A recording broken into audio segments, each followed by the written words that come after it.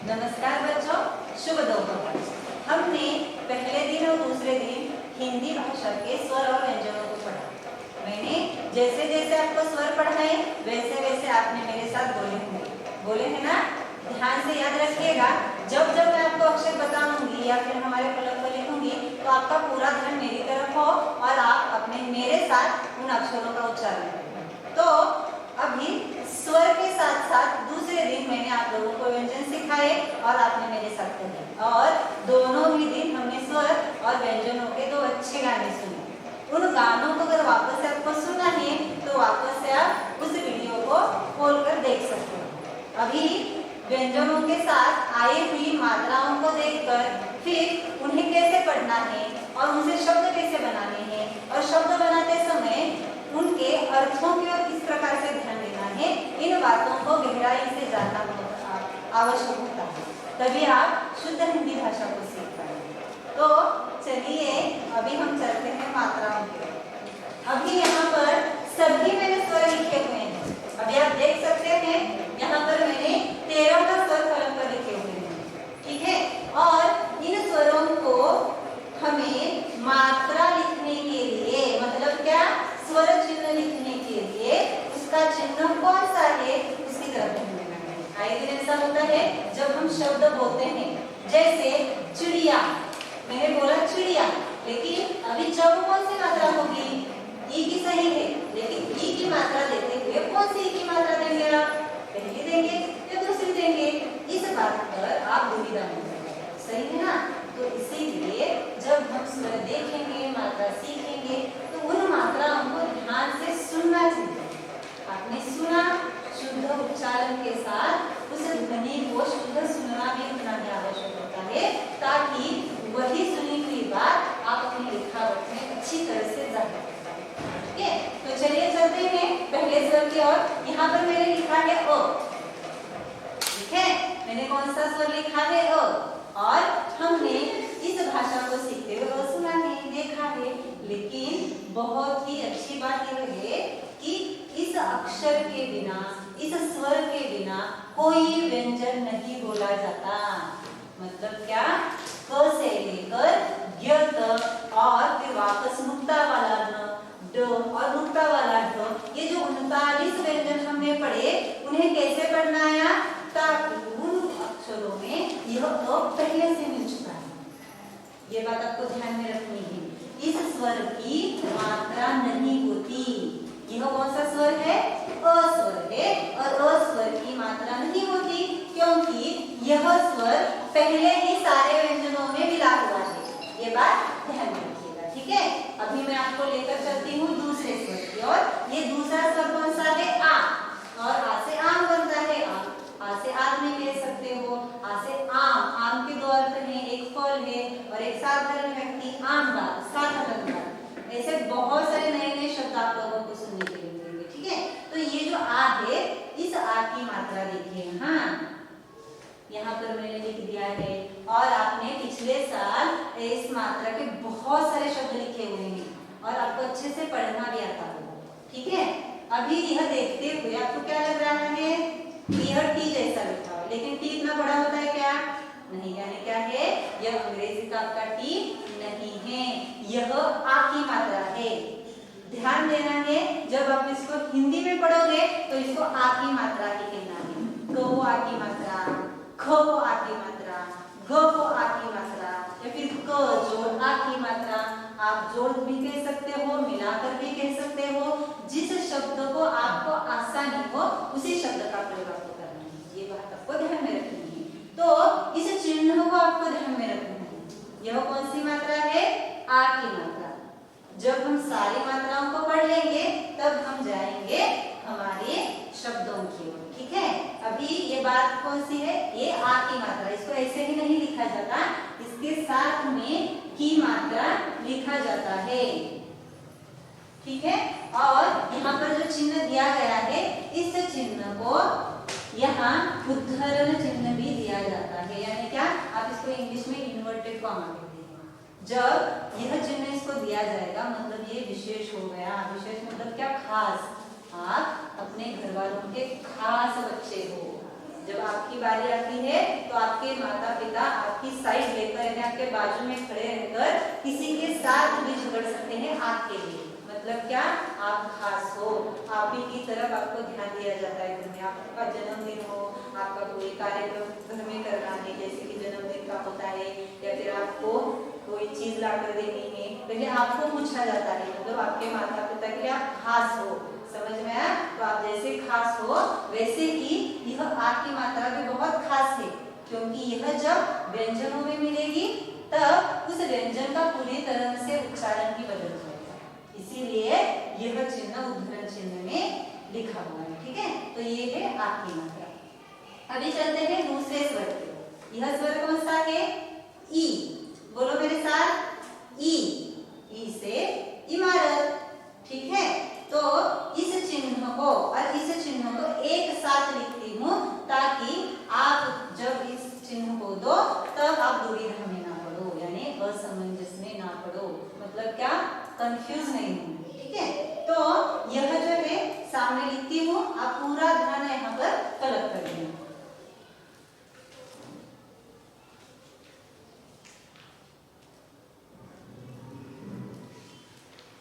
मैंने क्या किया, मैंने अपनी ये कलम उठाई, इस कलम से नहीं उठाई। आप हमेशा क्या करते हैं, मात्रा ऐसे देते हैं जैसे आपको सुविधा लगे, लेकिन ऐसे नहीं देना है। जब लिखने की बारी आएगी तब बताऊंगी, लेकिन अभी ध्यान दीजिएगा। यहाँ पर मैंने जो खड़ी पाई रखी हुई है, इसको क्या कहते हैं? खड़ी पाई।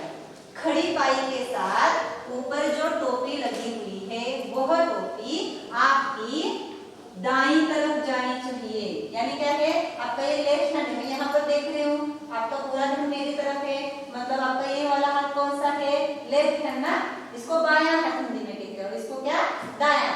तो आपको क्या करना है, यहाँ नीचे से ऊपर की ओर पूरी खड़ी पाई निकाल कर फिर इसको छोटी टोपी पहनानी है जो कि बाईं तरफ से दाईं तरफ है। ठीक है, तो ये होगी पहली की मात्रा। ये बात ध्यान में रखनी है, ये होगी पहली की मात्रा। तो इसको कैसे पढ़ना है? ई की मात्रा। और ये जो है वो दूसरी की मात्रा, ये बिल्कुल उसकी उल्टी तरफ है। मतलब क्या, जैसे दिन है तो दिन में उजाला है, वैसे ही रात आ जाए तो क्या होता है? अंधेरा हो जाता है। तो ये पूरी तरह से विरुद्ध है ना, विरुद्ध दिशा है। जैसे आप मुझे क्यों देख रहे हैं? क्योंकि मैंने अपना मुंह आपके सामने किया है और आपका चेहरा मेरे सामने है, इसलिए हम क्या है? विरुद्ध दिशा की ओर मुंह करके खड़े हुए हैं। वैसे ही सफेद काला, ये विरुद्ध हो गया ना। वैसे ही यहाँ पर ये बात ध्यान में रखनी है, क्या? जैसे हमने बाई की ओर से दाईं ओर गए, वैसे अगर दूसरी की मात्रा देनी है तो पूरी खड़ी पाई वापस से निकालनी है और खड़ी पाई को यहाँ दाईं से लेकर बाईं ओर चिपकाना है। और ये टोपी होनी चाहिए, आपका ऐसा कोन वगैरह कुछ डिजाइन नहीं निकालनी है, नहीं तो ये भाषा की तरफ से आपकी गलती हो जाएगी। ठीक है, तो ये है ई की मात्रा। ईख का ईख बोलते हो, लेकिन जब हम ईख लिखेंगे तो आप दूसरी लिखेंगे। लेकिन इस मात्रा को अगर आपने किसी को दिया, मतलब समीर, यह समीर क्या है? लड़के का नाम है, लेकिन मोह के साथ मैंने कौन सी मात्रा बोली? ई। मैंने मतलब क्या? बड़ा ई बोला मैंने, यानी दीर्घ, यानी बड़ा वाला। तो यहाँ ये मात्रा देनी है।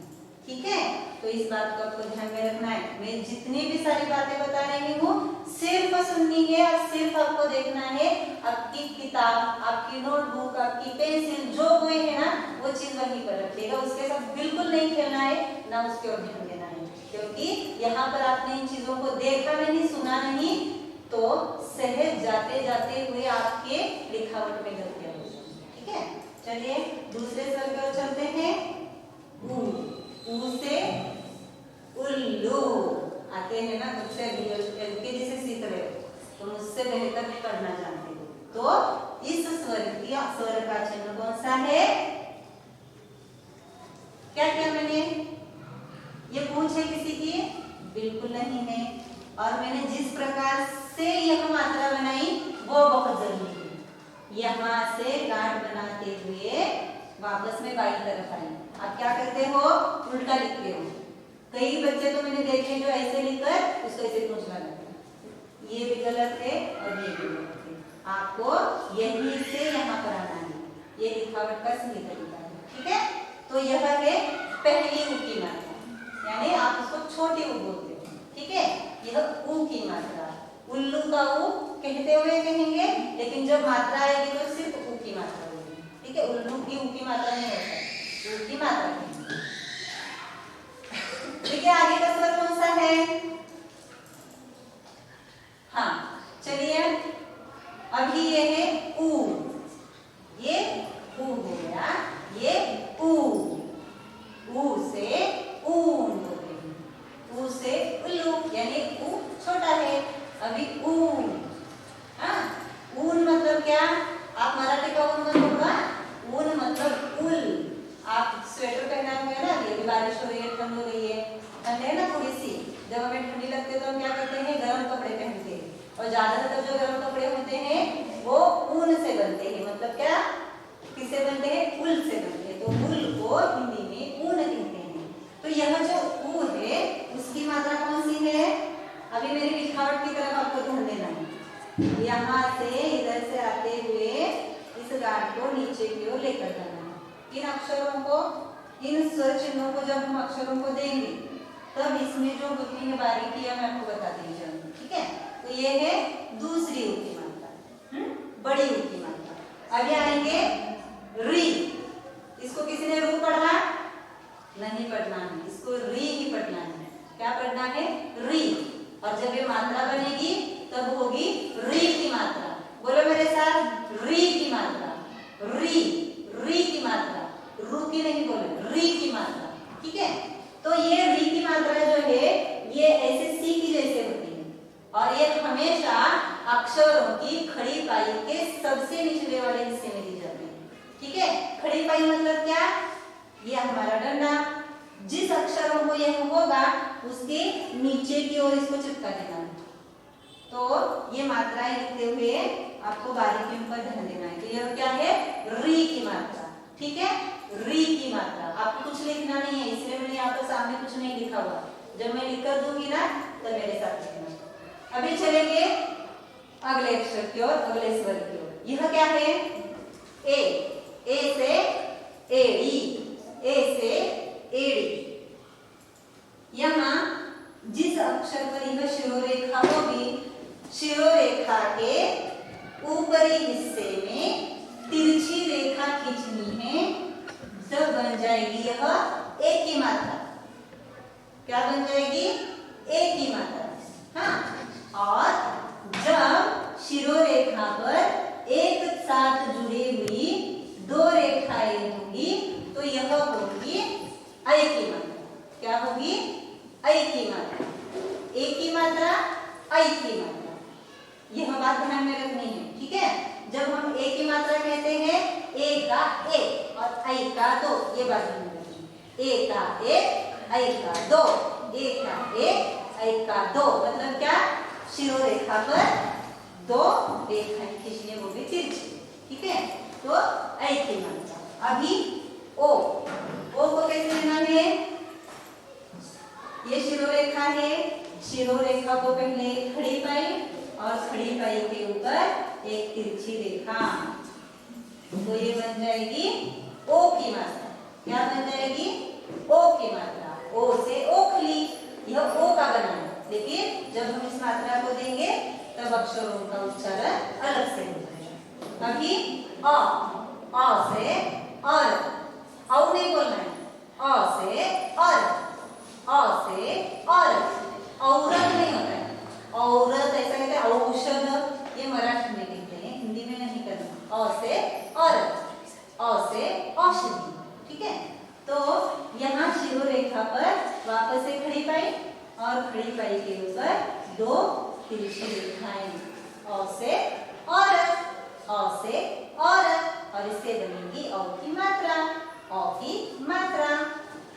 यहाँ पर हमारी मात्राएं खत्म हो गई हैं। हाँ, मात्रा जिसको कहते हैं ना, वो समाप्त हो चुकी है। अभी यहाँ पर जो बचती हैं इनके नए नाम हैं। यानी क्या? आप लोगों का घर में प्यारा वाला एक नाम होता है, हाँ, और स्कूल में अलग सा नाम होता है। इसको चिंकू, पिंकू, टिंकू कहते हैं ना, तो मात्राएं हमारी खत्म है और इसको बिंदु की मात्रा नहीं कहते हैं। इसका नाम यहाँ पर लिखती हूँ, पढ़ने में आपको तकलीफ होगी इसलिए मेरे साथ आपको पढ़ना है, ठीक है। इसको सिर्फ अक्षरों के सिर पर आपको देना है, अक्षरों के सिर पर, ठीक है। इसको कहते हैं न को उ की मात्रा नु, आधा स उसे जोड़ा वो को दी आ की मात्रा और र, क्या बन गया? अनुस्वार। क्या कहते हैं इसको? अनुस्वार यानी बिंदु। इसका नाम दूसरा है, अभी मैंने नाम का बोला ना, इसके दो नाम हैं, एक है अनुस्वार और दूसरा बिंदु। ये बात ध्यान में रखनी है, अनुस्वार बिंदु। और इसका उच्चारण कैसे कहते हैं? जब आप इसे व्यंजनों में मिलाओगे तो अलग से बन जाएगा, जैसे कंगन, कंगन कहते हैं ना, तो यहाँ अनुस्वार वाला वो अक्षर हुआ। और ये है विसर्ग। हमने इसको कैसे पढ़ा है? आहा, आप फंसे भी ना, आहा पढ़ा मतलब क्या? यहाँ पर विसर्ग है, उस अक्षर को थोड़ी देर के लिए हमने अपने गले में थमा लिया, आहा। जल्दी से हमने मुंह बंद किया क्या? नहीं, उस हवा को बिना रोके बहने दिया, आहा। तो जब यह विसर्ग अक्षरों में मिलेगा तब आहा होगा, ठीक है। तो ये हो गया विसर्ग। तो इस प्रकार से इन दोनों अनुस्वार और विसर्ग से के साथ मिलकर अभी हमने 11 मात्राओं का ज्ञान यहाँ पर दिया है, ठीक है। इन मात्राओं को हम बाद में नोट्स में लिखेंगे, पहले हम यहाँ फलक पर लिखे हुए मात्राओं से जुड़े हुए कुछ शब्द पढ़ेंगे और मेरे साथ आपको मेरे पीछे पीछे पढ़ना है, ताकि आप अच्छे से हिंदी के किताब में आए हुए सारे शब्द, पाठ और कविताएं पढ़ सकें और आपको कोई तकलीफ ना हो। तो चलिए चलते हैं फलक की ओर। यहाँ पर मैंने 1, 2, 3, 4, 5 और 6 मात्रा यहाँ पर लिखी है मैंने, ठीक है। और हर मात्रा के 4 शब्द मैंने यहाँ पर लिखे हैं। इनको मेरे साथ आपको बोलना है, ठीक है। मेरे साथ बोलते बोलते हुए आप अच्छे से इनको पहचानना सीखें। चलिए बोलिए, आ की मात्रा वाले शब्द, आ की मात्रा वाले शब्द बोलिए।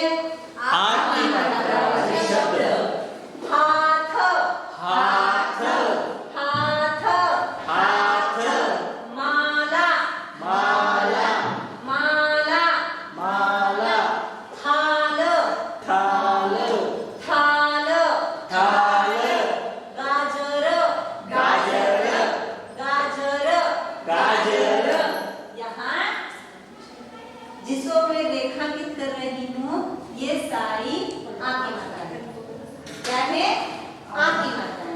तो अभी आप लोगों को अपने घर वालों को बताना है कि कहाँ पर कौन सी मात्रा छिपी हुई है। जब मेरा ये पढ़कर हो जाएगा ना तो थोड़ा सा वीडियो को थाम दो, यानी कि आप पॉज करो और फिर अपनी मम्मी को बुलाओ, पापा को बुलाओ और आप खुद बताओ उनको कहाँ कौन सी मात्रा है, ठीक है। अभी यहाँ पर देखिए पहली की मात्रा वाले शब्द, हिरण, हिरण, हिरण, हिरण, गिलास, गिलास, गिलास, गिलास, किताब, किताब, किताब, किताब, किसन, किसन, किसन, किसन। अभी दूसरी की मात्रा के शब्द, मछली, मछली, मछली, मछली। मछली का गाना भूले तो नहीं ना? केजी सेक्शन में आपने पढ़ा था ना, कौन सा? मछली जल की रानी है, जीवन उसका पानी है, हाथ लगाओ तो डर जाएगी, पानी निकालो तो मर जाएगी। पानी से निकालो तो मर जाएगी, पानी में छोड़ोगे तो कैसे मरेगी? नहीं मरेगी। बकरी, बकरी, बकरी, बकरी, परी, परी, परी, परी। अच्छा ना? बहुत सारी कथाएं आपको बहुत मजे है ना? Chill, chill, chill, chill. ये जस्ट चिल वाला चिल नहीं है, ये पंछी है। चिल यह पंछी का नाम है, ठीक है।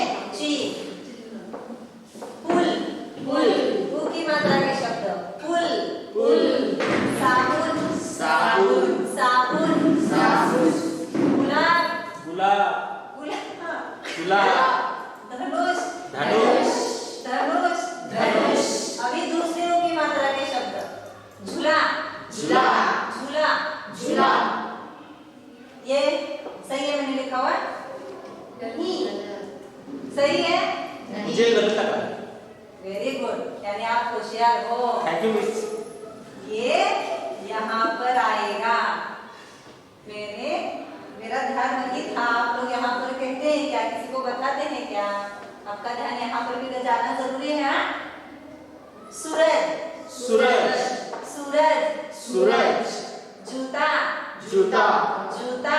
जूता, ये अभी री की मात्रा शब्द, री की मात्रा के शब्द।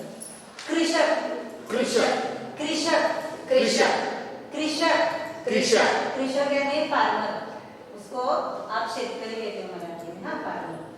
कृपान, यह कृपान यानी आप जब लड़ाई पर जा रहे थे ना, शिवाजी महाराज वगैरह जो सैनिक होते थे पहले युद्ध में, उनके पास उनकी कमर पर एक चाकू जैसा हथियार होता था, थोड़ा सा चाकू से बड़ा और सीधा, और उस शस्त्र का किसी के ऊपर हमला करने के लिए प्रयोग करते थे, तो उसको कृपान कहते हैं। कृपान। मृग,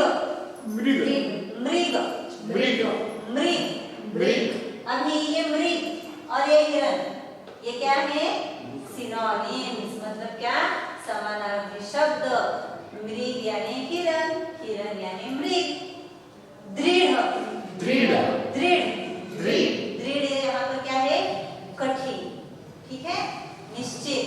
तो इस प्रकार से हमने आज थोड़े ही मात्राओं का ज्ञान लिया है और उनके शब्द हमने पढ़े हुए हैं। तो आप लोगों को इन सारे शब्दों को पढ़ना है, किताब में कुछ नहीं लिखना है।